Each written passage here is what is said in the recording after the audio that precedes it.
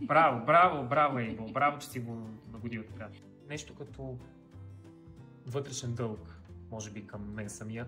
Просто усещах, че имам нужда да си я прочета и може би да я изживея още веднъж. Този път пред микрофона, но не мога да излъжа, не е лесно.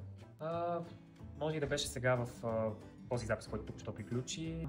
Трябва просто да се надмогна и трябва да стисна зъби и да си хвана моя фокус и просто да се преборя. И мисля, че днес се преборих. Абсолютно неизбежно е да имам едни поне 10 минути преди старта на цялата сесия, да разгрея целият говорен апарат. И може би в момента ползвам цялата си библиотека-аудиотека за скоропоговорки.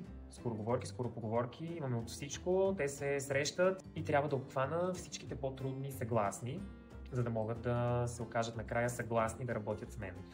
Аз обичам така, да напиша едно сложно съставно изречение, в което да се срещат и да се сблъскват Т, С, Щ, Ш, Ж, Р, Л и не знам какво не казах още. И всичко да е наведнъж. Това е просто супер за мен. Браво, Ейбо. Браво, че си го нагодил така. Защото знаете защо. Ще разберат след като минат през историята. Очаквам да е 20 ноември. Дано това е късметлийската дата.